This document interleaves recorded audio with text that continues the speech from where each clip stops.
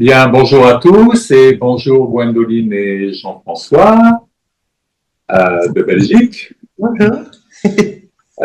Nous sommes Svenja et Dan du Inner Being Project et aujourd'hui nous avons une nouvelle interview sur le couple sacré où nous recevons nos amis Gwendoline et Jean-François. Alors, pour commencer cette conversation, pourriez-vous, s'il vous plaît, vous introduire en quelques phrases l'un et l'autre, d'où vous venez, votre activité, ce que vous faites, pour vous situer un petit peu.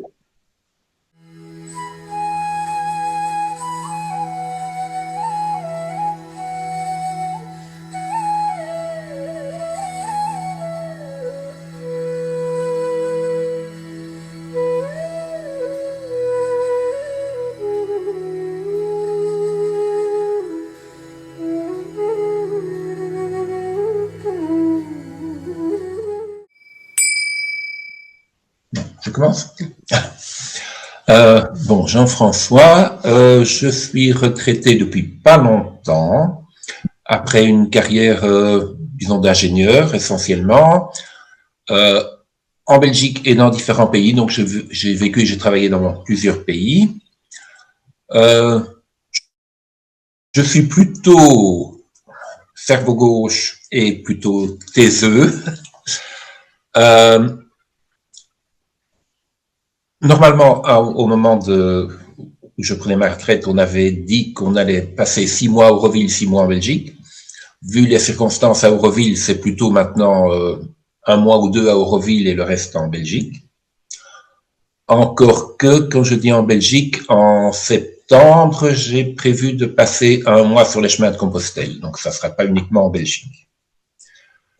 Et alors, au point de vue parcours, donc j'ai une base chrétienne.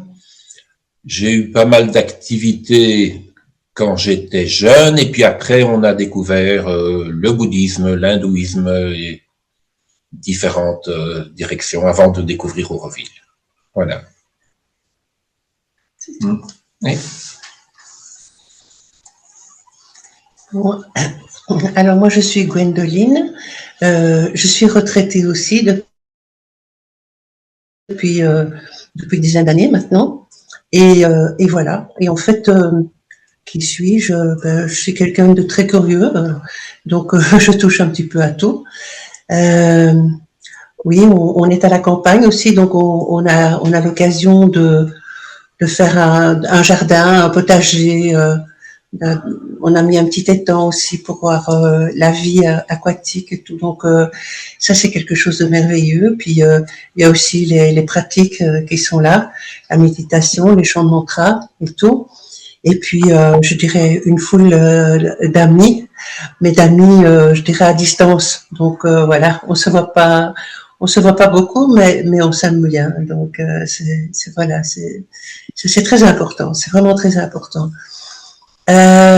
Aussi, bon, mais j'ai une formation de professeur de piano, mais j'ai jamais beaucoup professé.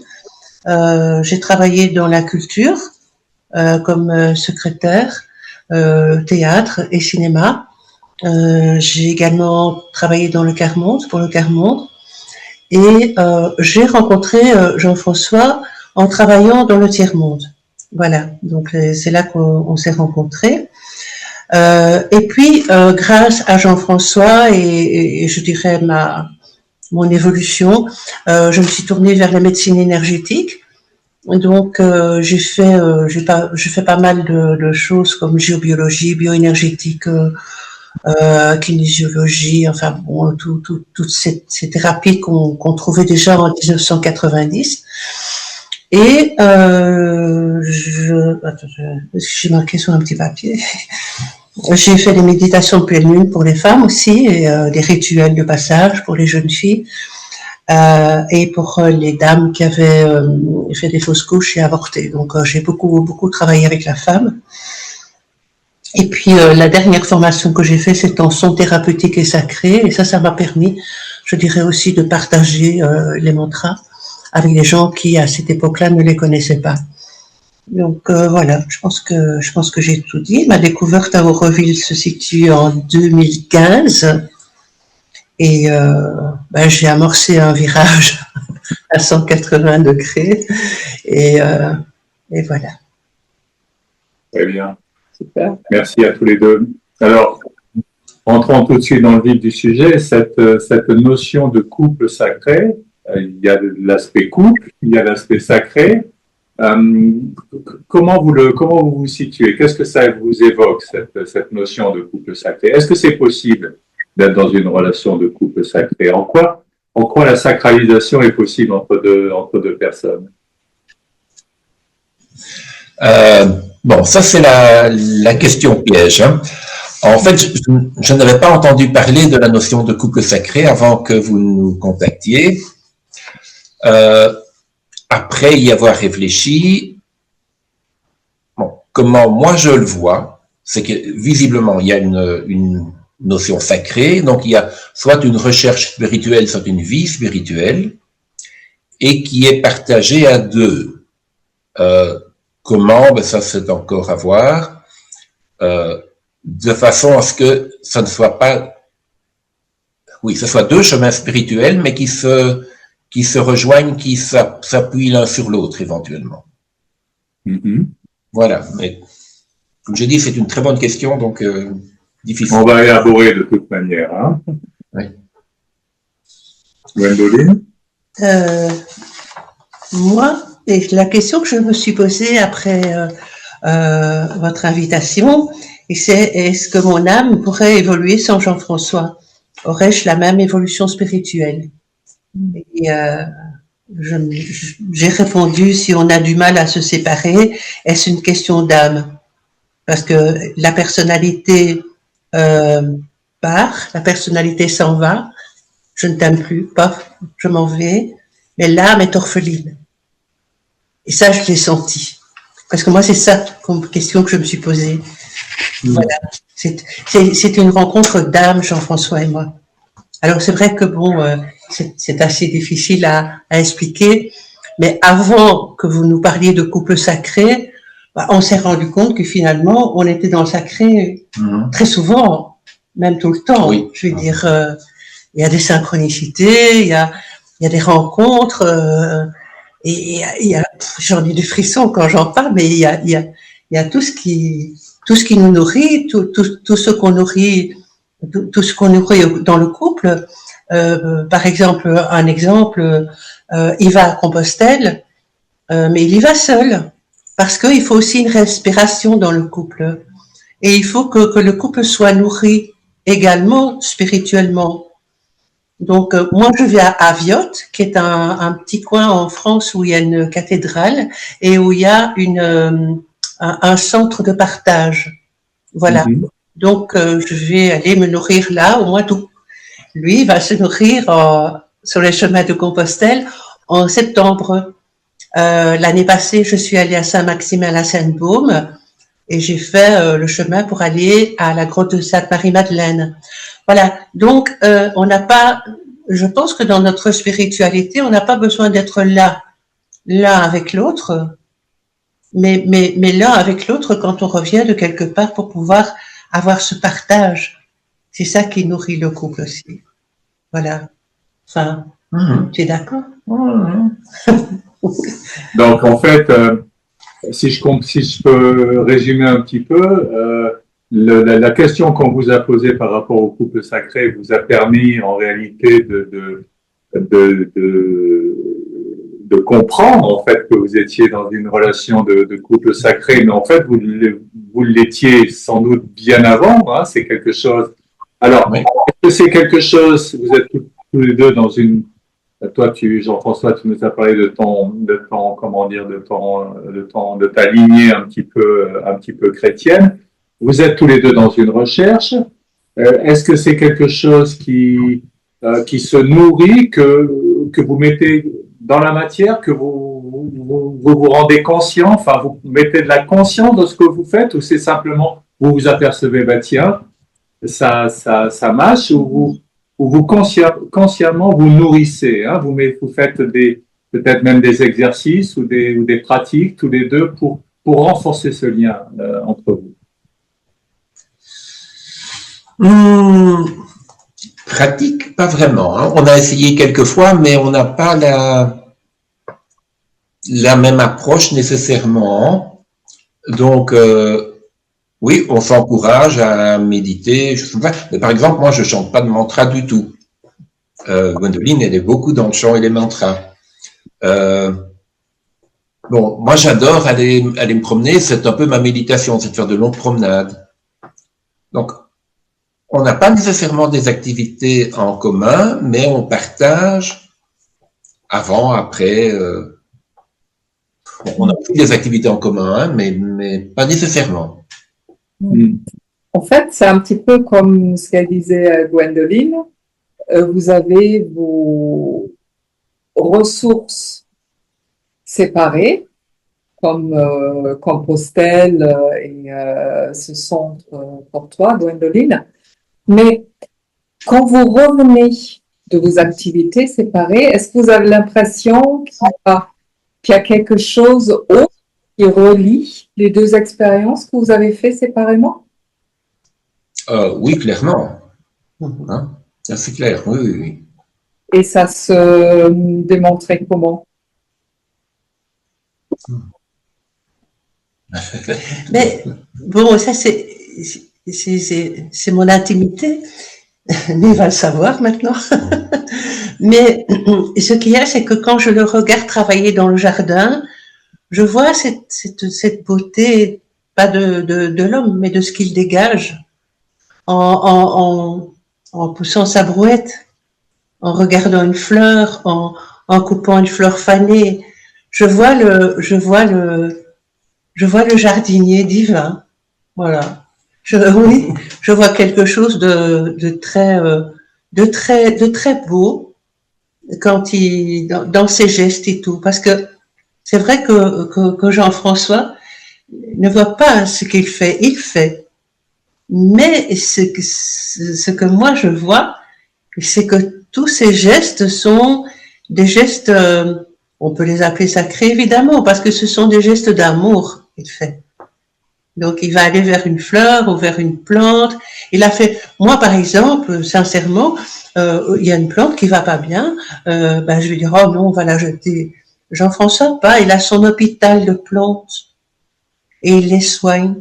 Et après il vient me dire viens un petit peu voir ce petit œillet que tu voulais jeter. Oh, je dis oh là là oui excuse-moi. Voilà, donc je vois tous ces gestes.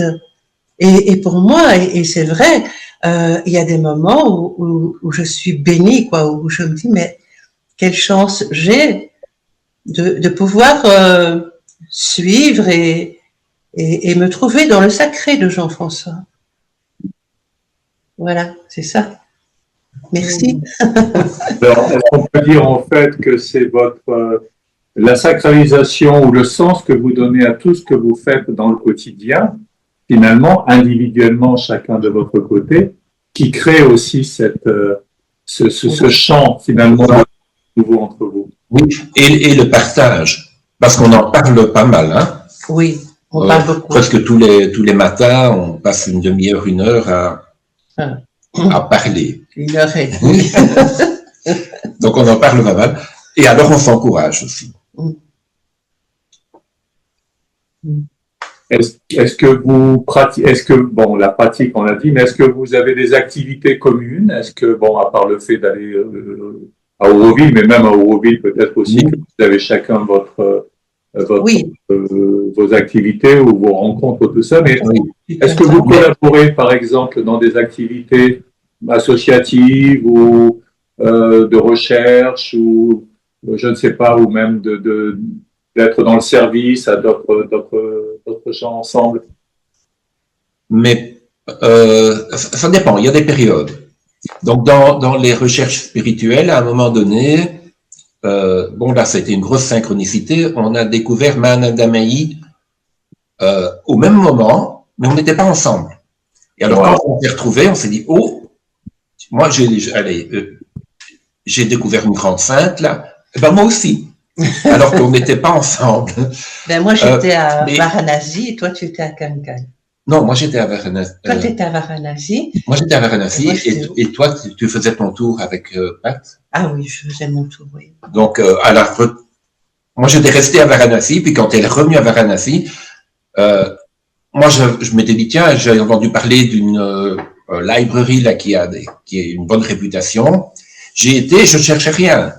J'ai feuilleté dans les différents livres et tout, j'ai pris un livre sur Ananda Mahi, je l'ai lu et j'étais emballé. Et quand elle est revenue de son tour avec un groupe, elle a dit ah, on est passé au samadhi de Ananda Mahi, c'est magnifique. Voilà, tac. Ça c'était une conversation. Et alors quand on a suivi Ananda Mahi pendant des années, et là on l'a fait ensemble. Là on participait à pratiquement toutes les retraites, les séminaires, les visites dans les ashrams, ça on l'a fait ensemble. Oui. On a marché dans ces pas pendant oui. longtemps, et on a fait, je sais pas combien de ashrams, oui. Pas les 26, mais quand voilà, on avait envie de marcher dans ces pas, et elle est toujours là, je dirais, Ananda Mahi, elle est là, elle nous quittera jamais, on la quittera pas non plus. En plus de ça, j'ai appris à Auroville qu'elle a fait rencontrer Mère. Donc, je trouvais ça assez extraordinaire aussi qu'il y ait ce lien. Hein, c'est vrai, hein, voilà. Oui.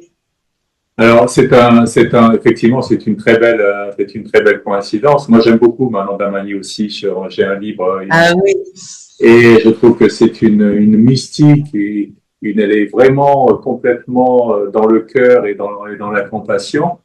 Cette expérience particulière où vous avez rencontré tous les deux cette sainte par des parcours, est-ce que vous pourriez parler d'une guidance ou comment, enfin, sans forcément mettre intellectuellement. Pour moi, c'est une synchronicité et il y en a eu pas mal dans notre vie ensemble. Oui. D'abord la première quand on s'est rencontrés, mais ça je laisse Gwendoline raconter éventuellement. Ça c'était une grosse aussi. Et alors il y en a je trouve de plus en plus, parfois des petites. Donc lors de notre dernier séjour à Auroville, on n'avait pas donc les mêmes activités. Moi j'allais à des réunions, Gwendoline allait rencontrer des amis, on partait chacun de notre côté, on n'avait pas d'horaire. Et plusieurs fois, on s'est retrouvés exactement au même endroit en même temps. Donc ça, c'est toutes les petites synchronicités de la vie de tous les jours aussi. Le couple sacré, pour vous, cette notion de couple sacré, vous pensez que c'est quelque chose qui est important dans le monde? Enfin, comment vous voyez, quand vous êtes avec des amis, quand vous êtes dans votre entourage, est-ce que vous pouvez sentir que cette relation qui vous lie est quelque chose aussi qui diffuse, qui irradie autour de vous, ou il y a une forme? Oui. En fait, quand nous nous rendons quelque part, nous avons des personnes qui viennent vers nous souvent. Voilà. Donc, et alors, elles viennent nous raconter leur vie. Et puis, on écoute, on est là, avec tout notre être, toute notre dimension, on écoute plus que ça d'ailleurs. Et voilà, et au plus on écoute, au plus ils racontent aussi. Donc il y a des moments où on a passé 2-3 heures comme ça, avec des personnes qui avaient envie de nous raconter une tranche de vie, qui n'était pas nécessairement une belle tranche non plus. Moi, j'ai un petit peu parlé plus avec la personne. Pourquoi? Parce que bon, j'étais accompagnante, donc c'était un peu plus facile pour moi. Mais Jean-François, il était dans cette écoute silencieuse, mais bien présent, parce qu'après on en discutait aussi. Hein. Ouais. Voilà. Donc, et bien souvent à ce moment-là, je lui disais, je vais mettre une petite bougie pour cette personne, des petites choses comme ça qu'on faisait pas nécessairement ensemble là. Mais voilà, c'était un petit geste pour clôturer un peu et pour laisser partir aussi avec quelque chose de chaleureux. Voilà. Mais c'est vrai que j'ai l'impression que c'est plutôt vu de l'extérieur. C'est-à-dire les autres nous voient plus comme un couple. Oui. Nous, on voit peut-être nos différences, mais les autres nous voient comme une unité. Oui. Et bien souvent, sur notre route, il y a des gens qui nous ont dit « Oh là là, qu'est-ce que vous êtes rayonnant !» C'est un mot...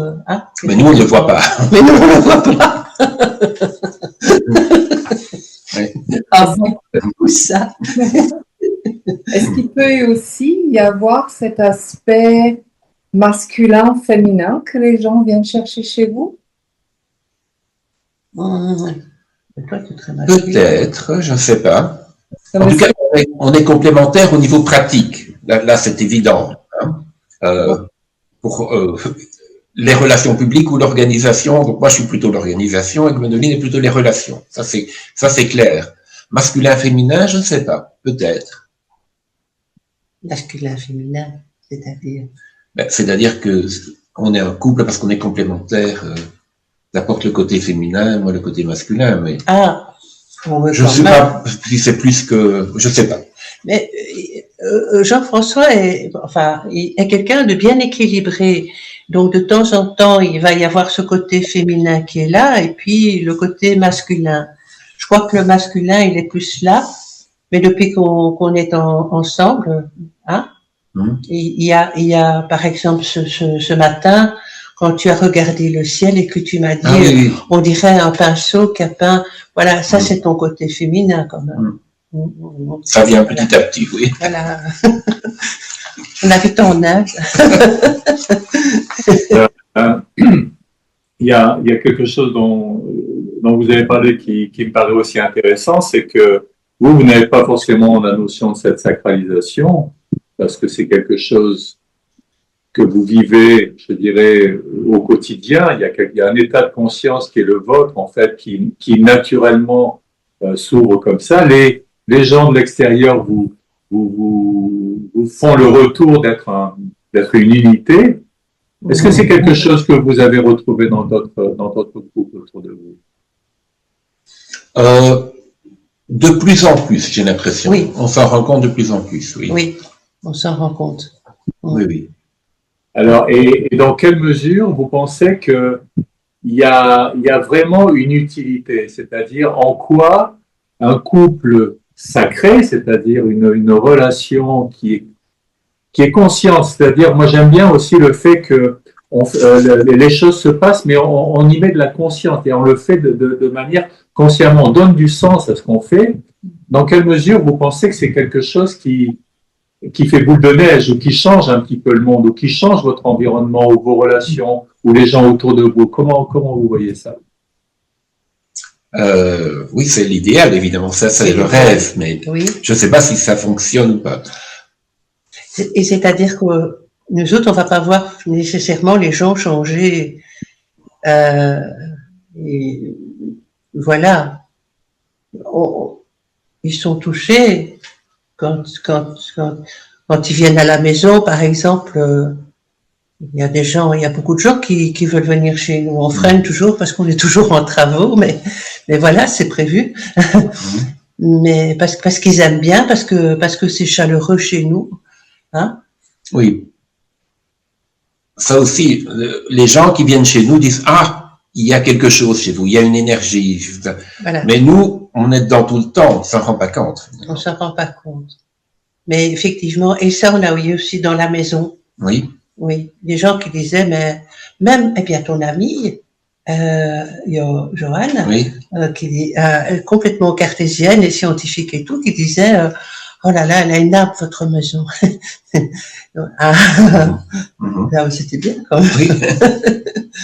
Voilà. Donc, ça fait boule de neige, je pense que oui, mais on connaît pas le chemin des gens après. Donc, on suppose même pas. On est comme ça, et puis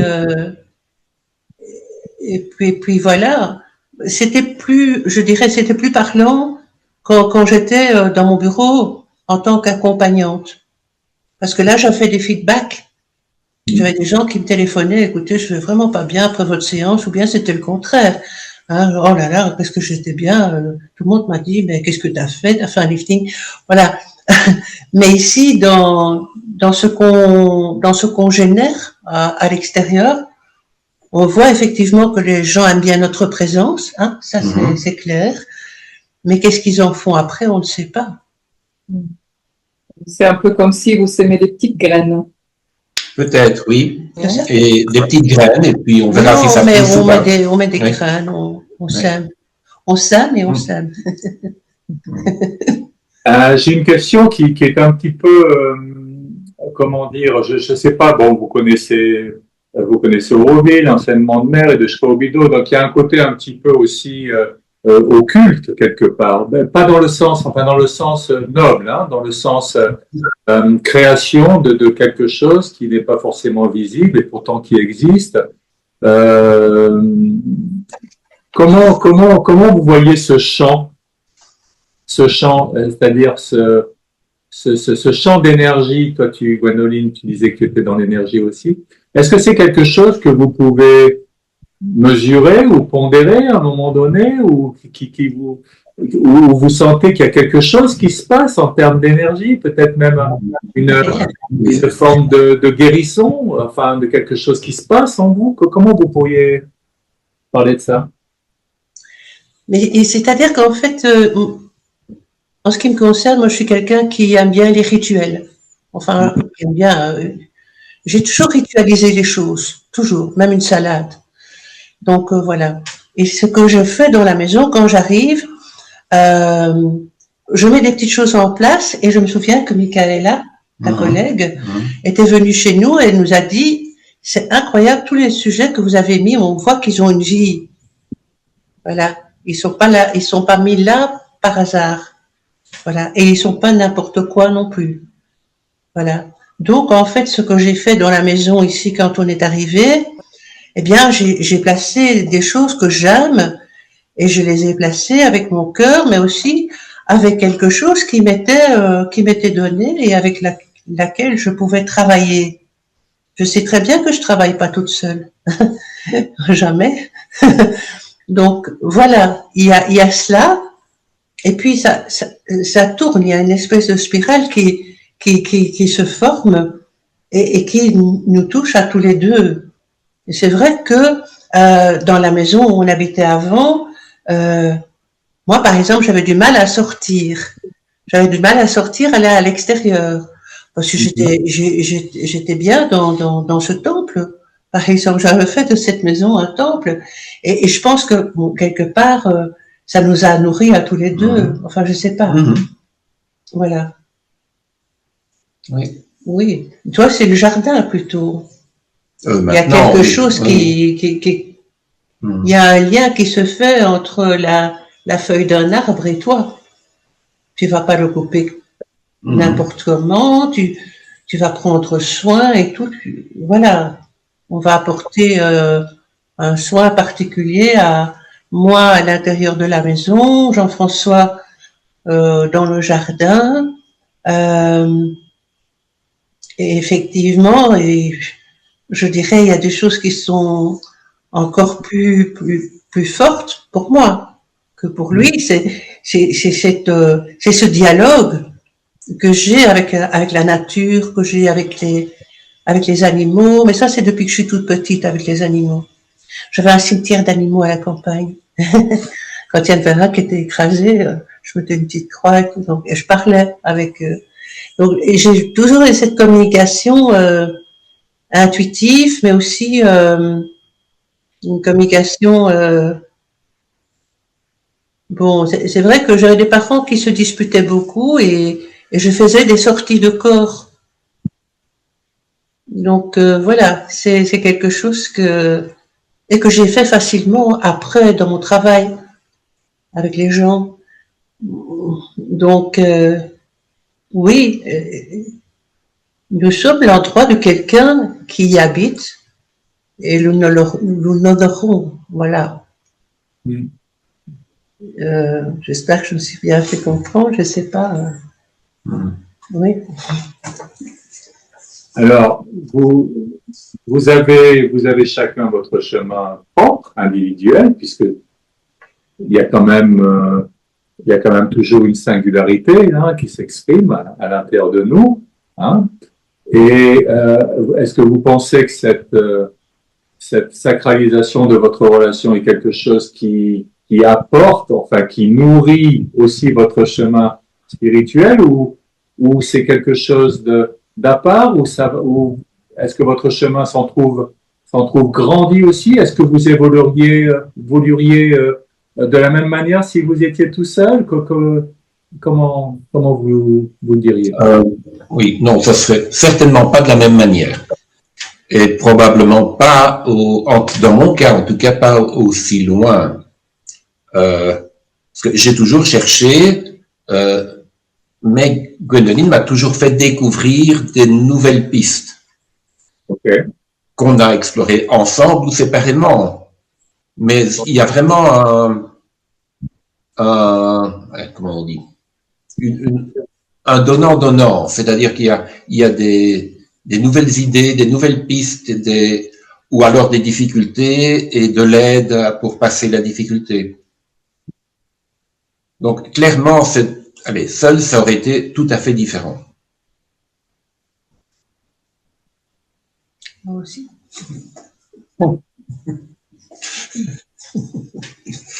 Alors, oui. Alors, est-ce que, bon, on a l'impression que tout est beau, tout est super et tout ça, mais j'imagine aussi qu'il y a peut-être, en tout cas, des challenges parfois, ou des défis, ou peut-être même des obstacles, ou des confrontations. Est-ce qu'il y en a déjà, ou est-ce que vous êtes toujours, on dirait, nivelé? Et comment vous gérez? Comment vous dealez avec ça? Est-ce que vous avez une technique? Parce que cette interview aussi sera diffusée sur notre chaîne, donc elle peut aussi inspirer des gens. Est-ce que vous avez, comment vous allez au-delà, en fait, de possibles désagréments que vous avez? Ouais. C'est là que je parle. Oh, tu peux, si tu veux. En fait, moi, je suis du feu. Je suis le feu. Et lui, il est le vent. Et il souffle sur mon feu. Okay. Voilà. Donc, il y a des moments où, effectivement, j'ai des saines colères comme ça. Je crois qu'elles sont saines, hein. Elles sont pas, voilà, elles sont pas, il y a rien de tordu là-dedans. Voilà, j'ai parfois des saines colères. Et avant, on se boudait, hein, tu boudais, moi je boudais de mon côté, puis finalement on se disait une petite phrase et ça repartait. Là maintenant c'est différent, on parvient presque plus à se disputer parce que un regard, un sourire et on éclate de rire tous les deux, ou bien, hein, oui. C'est un peu ça finalement. Oui. Et on dit ce qu'on a à dire, ça bien, on vide notre sac, mais après, soit c'est moi qui viens, coucou, ou bien j'arrive avec un petit nez rouge ou des choses comme ça pour le faire rire, ou bien c'est lui qui me fait pas un petit clin d'œil, parce que ça, tu sais pas fait. Mais voilà, il y a toujours quelque chose qui fait que, allez, c'est bon. C'est pas la fin du monde. Et ça aussi. Non, en fait, les disputes, dans la plupart des cas, c'est dû à du purement matériel. Oui, ça c'est vrai. C'est le bêtement matériel où on n'est pas sur la même longueur d'onde, on n'est pas à la même vitesse, on ne se comprend pas. Donc c'est souvent au niveau du matériel qu'on a. Et le pratique aussi. Oui. Mais ça va mieux. Oui. Ça va mieux. Avant, on se disputait pour le lave-vaisselle parce qu'il met pas les verres à la même façon que moi. Et vice versa. Mais ça c'est terminé. Oui. Hein. Je vois qu'il a changé, mais je dis plus rien. Oui. Sur des questions plus profondes, on peut ne pas être toujours d'accord, mais on ne se dispute pas, on en parle calmement. Oui. On se dispute jamais. Les disputes, c'est sur comme je dis, des détails. Oui. Les détails de la vie de tous les jours. Oui, donc il y a quand même une forme de sagesse qui s'installe, de détachement, c'est-à-dire on grandit, on mûrit, il y a une forme de compréhension de ce qui se passe à la fois en nous et dans l'extérieur, et c'est difficile du coup de rester stuck, hein, tu parlais de bouder tout à l'heure, ça n'a pas de sens, quoi. Je veux dire, c'est un truc de gosse, finalement, de bouder, quoi. Voilà, un bac à sable.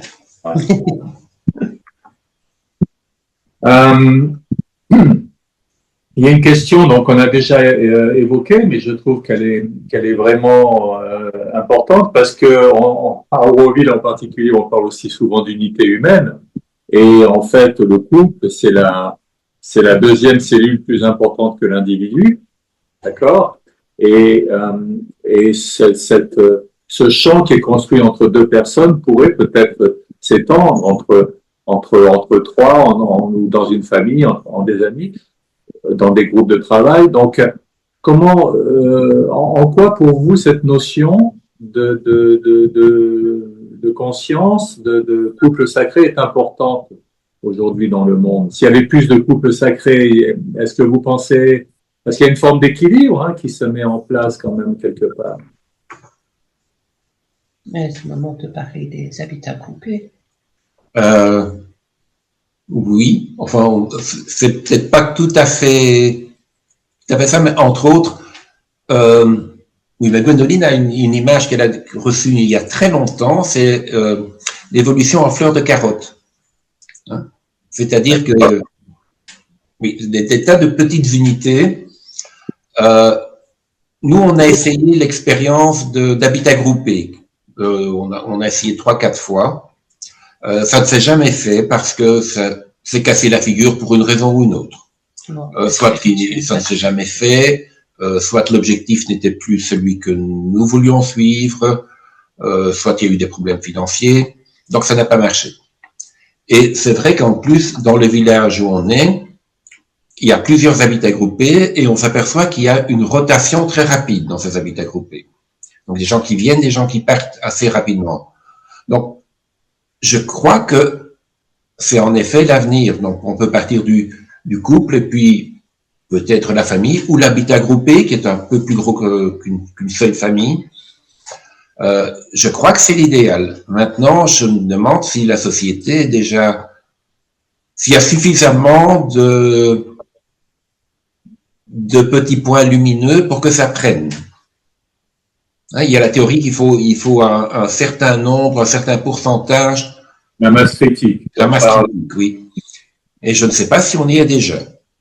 On a été assez déçus de voir que donc, dans les habitats groupés, qu'il y avait cette rotation rapide des participants.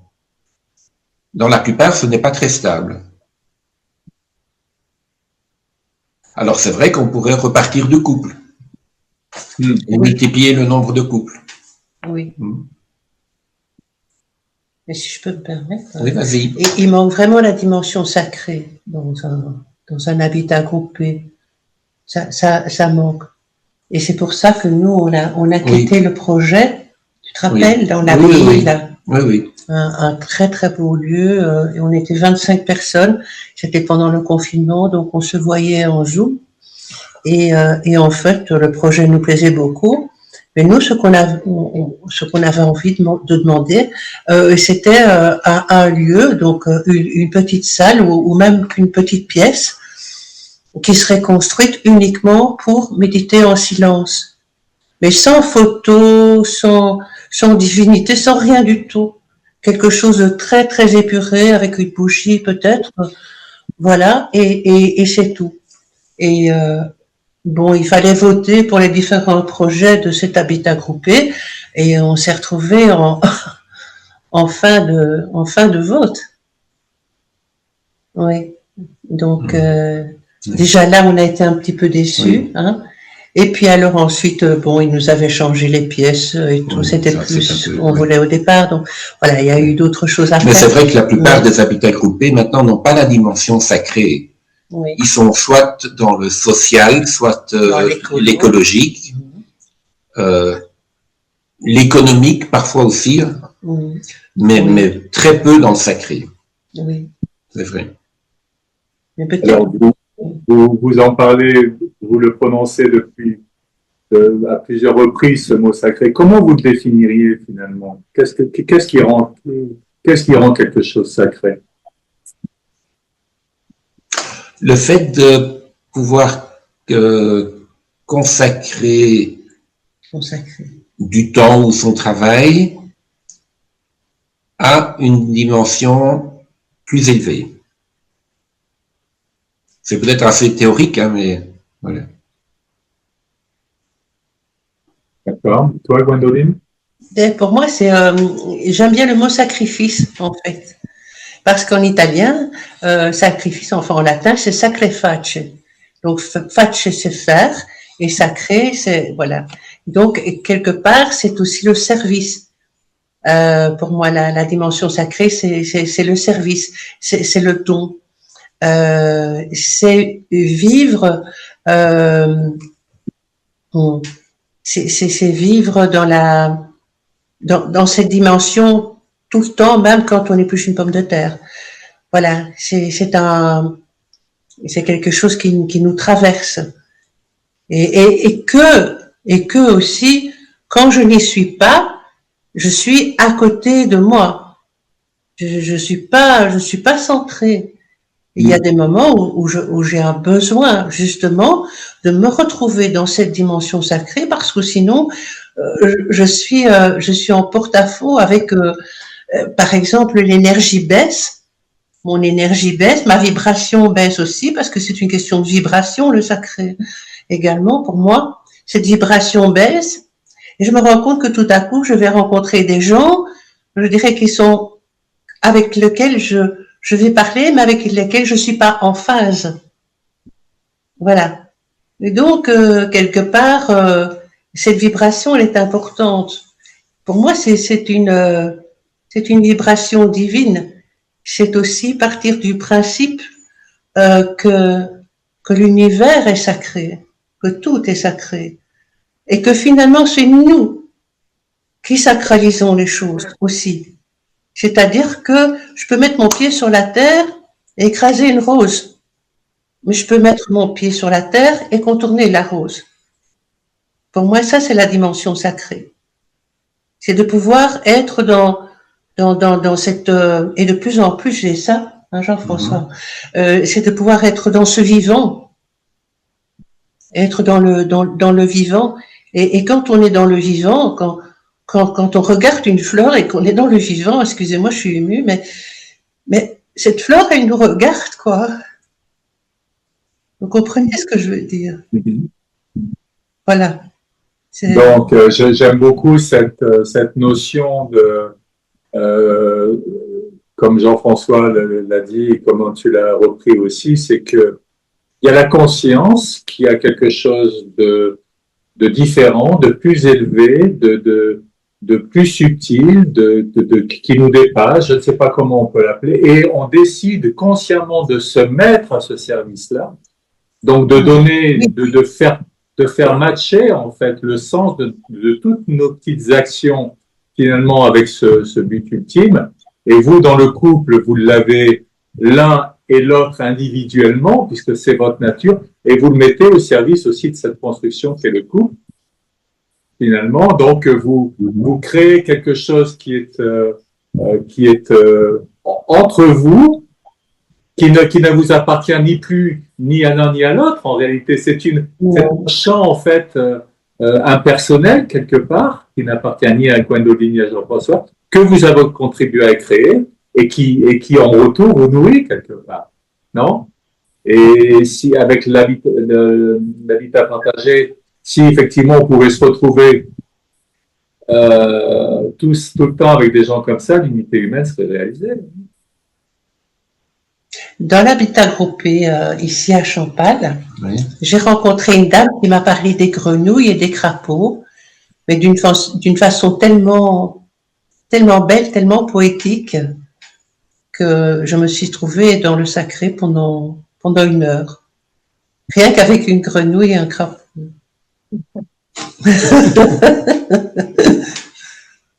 J'avais envie de l'écouter.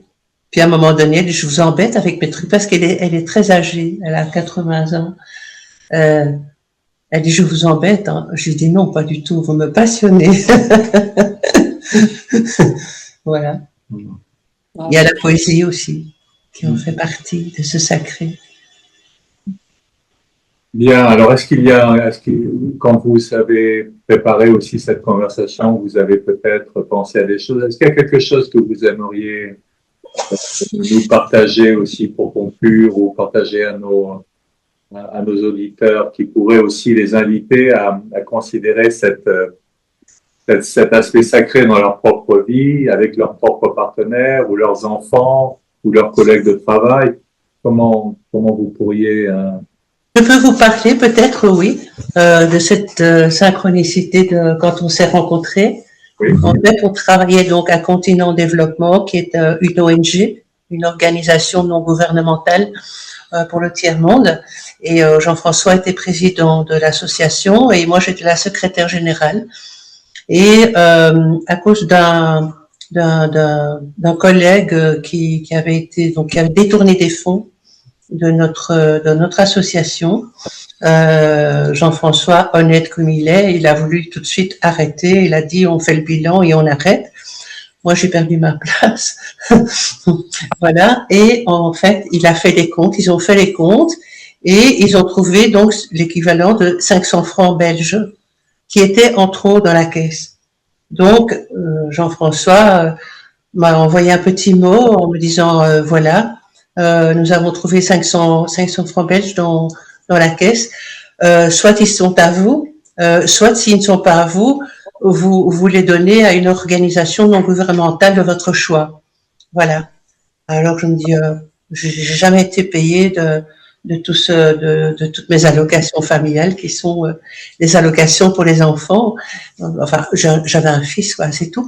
Et voilà, et j'avais jamais été payée. Je me dis bon, je vais les garder. Bon, je vais les garder. Mais je voulais quand même le remercier. Et en fait, il travaillait en Afrique à ce moment-là. Et moi, j'étais à Bruxelles. Et en fait, ça traîne. Et par moment, je pense à ce monsieur à qui je dois répondre. Et voilà, et le temps passe. Et il passe pendant combien de temps Presque un an. Presque un an, oui. Presque un an. Et un jour, je sais pas pourquoi, je me dis, je vais lui écrire. Je vais lui écrire parce que c'est vraiment... là, maintenant, j'ai du temps. Et voilà. Et je prends une feuille et comme je trouvais quand même que ce monsieur président était un homme distingué, beau et intelligent, je me dis, je vais faire un brouillon. Donc je fais mon brouillon et le téléphone sonne. Et je prends le téléphone et il dit bonjour, je suis bien chez Madame Doe. Je dis oui. C'est Jean-François Pinet à l'appareil. Je ne sais plus rien dire, je ne sais plus. Alors lui, il me répond, vous ne vous souvenez plus de moi. Je dis, mais bien sûr, je suis en train de vous écrire. Donc, voilà, ça c'était parce que tu revenais d'Afrique pour 15 jours. Oui. Donc, il revenait d'Afrique pour 15 jours pour le mariage de son frère. Oui, c'est pour le mariage de ton frère. Et dans ces 15 jours, il s'est dit, tiens, je vais téléphoner pour voir comment j'allais surtout, hein, parce que, bon, voilà, j'allais pas bien. Quand j'ai perdu ma place, j'allais pas bien.